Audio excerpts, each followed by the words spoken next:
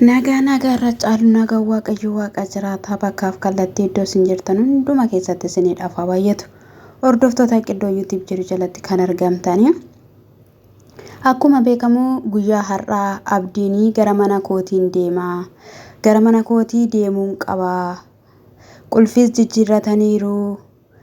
Kanaalaas kan keessaas dirqamammoo gara mana kootii deemuun qaba jedhee. Egaa waan baay'ee dubbachaa ture achumatti na eegaa magartuunis achumatti na eegi jaartiin ajjis achumatti na eegi ajjidhaan immoo jaartii keenarraa qabii jedhee dubbachaa ture jechuudha. Sana booddee gara mana isaatii gaafa deemu jechuudha jaartiin ajjii dura ergichas egaa sanni miidiyaa irratti gallakkisee dhaggeeffachuun shi waan hin oolledha. Ilaaluun shi waan hin oolledha magartuun mana hin jirtu yookiin immoo kutaa biraa seentis dhokachuu dandeessi jechuudha. Sanarraatiidhaan kan ka'e jalaa narraa banii osuma inni jedhuun wanti banamu hin jiru. Ani kutaa irraan barbaada naa bani jennaan banuu diddee sana booddee saloonii kana bantee jechuudha.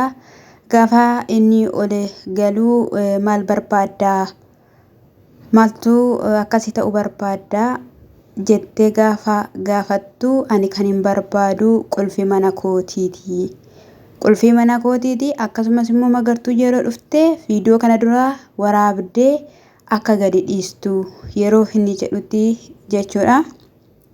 Ati maaliif jaalala ishii guutuu fi diddee ishiin baay'ee si jaalatti maalidhaafi akka barbaaddeetti taphattee akka barbaadde gootee dubartoota wal jala geeddarte maaliif jaalala ishii guutuu fi diddee maaliif akkasitti dhiphistaa maaliif kana dura reebdee otoo ishiin hiriyaa qabaachuu baattee ta'eera ta'ee ati silaa gaaf sana hin ajjeefta turte magartuu argachuu hin dandeenyu turre jettee nama mana isaa dhaqe mana ishii miti nama mana isaa dhaqe akkanatti hin jechuudha sibiilaan tumtee jechuudha dhugaa dubbachuudha baay'ee nama gaddisiisa jechuudha.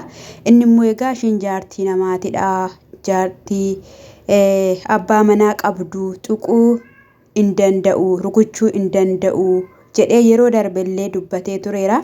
Yeroo kaameeraa isaa akkasumallee laaptooppii isaa jalaa fudhatte jechuudha. Kaamerichis laaptooppichis deebi'eera hin deebine garuu ani waan hin beeku hin qabu jechuudha. Yeroo sanas kaasasee ture akkasumatti dhiisuun isaa hin oolle jechuudha. Dhugaa kun maal jedhama mannaa akkasittidhaan ilma dhiiraa itti roorrisan jechuudha. Mana isaati hari'anii qoricha garaa itti qunaaranii jechuudha. Osoo jechuudha mataa ishii kanarraa dabbasaa mataa ishii irratti walitti xaxatte kana jechuudha. Isa akkamiin isiniin jedhaa qoreetti laaftoo fakkaatu kana mataa ishirraa fuudhanii dhugaa dubbachuudhaaf jechuudha. Kuni xoonqaayii wayiiti malee ani nama jedhee hin amanu jechuudha.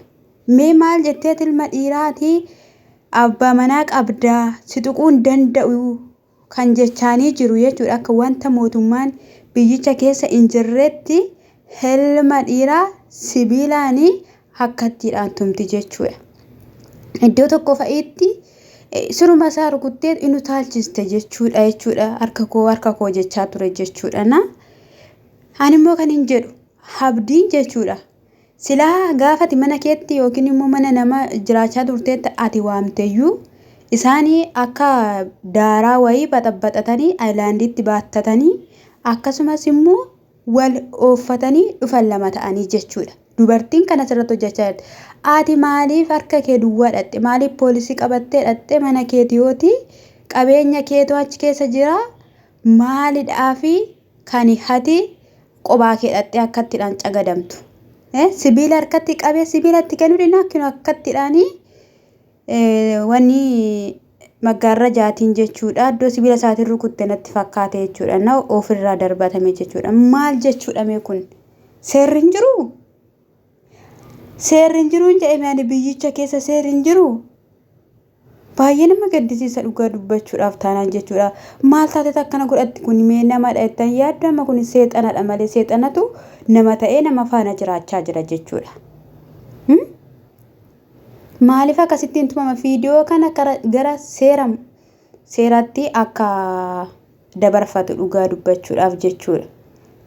Deeggaraanii obboloonni deeggaruu dandeessaniin deeggaraanii jechuudha. Isaanii wanti isaan irratti gochuu hin dandeenye tokko illee jiru waan baay'ee nama kanarratti godhaniiru jechuudha. Waan baay'ee nama kanarratti hojjetaniiru jechuudha. Namni mee mana isaa mana ofiisaatii qabu kan lafa'ee dafqee mana kooti jedhee waan hundumaa guuttate keessaa akka saree maraatu jechuudha. Mana isa sana mana isa kana mana isa sana mana isa kana keessa jooree qabeenya isaa gatee maal jettume maa jettumeen jedhameen. Heera basmaa otoo anaati jechuudha. Otoo anaati hin danda'u inni akkana godhatu dhayeenaan hidhama malee jechuudha. Isaayyuu elakkan sin dhoofne hin hidhamneenaan hidhamuu aniyyuu san barbaada akkati mana dhaaseentu. Sin ajjeesa immoo gaafa inni jedhuun ani du'an barbaada. Du'an barbaada. Nuti lafa kanarraa jiraachuu hin barbaadnu. Addunyaa kanarra jiraachuu hin barbaadnu jechaanii jirti jechuudha. Yoo fikete addunyaa kanarra jiraachuu baatte ekkoo namni jiraachuu barbaadu jira. Maalidha isaan? Maalidha mana nama baay'ee diigaa jiru dhugaa dubbachuuf jechuudha. Gola nama baay'ee seenaa jiru jechuudha. Ara inni sin karoorfattan inni sin kaayyeeffattan siniin hojjetin. Siniin hojjetin dhugaan jedhe siniif hin hojjetin. Akka qoraan bokkaan itti roobee sin jalaa ta'u. Bokkaa gaafa qoraan gogaatiyyuu roobe jedheen qabatu. Akkas sin jalaa ta'u. Siniin milkaa'in lafa yaaddan hin ga'ina. Dhaloota akkatti dhalleellisaa kan jirtan. Maali dhugaa maaliin jedhame ani maali dhugaa rabbii inde maqaa isaatiin dhugaa waaqaan baay'ee na gaddisiise mana koon deema baqqaa'ee kutatee jechuudha. Simboo buusisanii mucaa jechuudha. Simboo buuse ko abdiin dura tokko dhugaa viidiyoo sana ni ilaale jechuudha. Waggaa 3 ol nan ilaalan baay'ee bakka jechuun viidiyoo babbareeda biraankii garaa diraamaa garaa illee hojjetu turan. Nama kana kan isaan barbaadaa jiran tokkoof tokko qabeenya isaati. Inni lammataa immoo torban tokko na fuudhiitii na hiiki kan jedhamu maalidhaaf? Qabeenya isaa irraa hirachuufi kana akka seeratti dhiyeessitu bakka seeratti siifaa dhiyaattu. Dhimma akkatti situmtu dhimma akkatti situmaniif jechuudha. Baasuu qabda seeraan. Manni kun mana kooti bakka. Maaliif harka ofirra qabda baqqaati? Namni karaa si gargaaruun si haa gargaaru. Heera basmaa gooftaa koo. Isaanan tumaatti tumamte isaaniin mana sana keessaa gadi baasatti ennaa sibiilaan si tumanii gadi si baasan. Namatti dhaga'ama dhugaa waaqayyoo namatti dhaga'ama.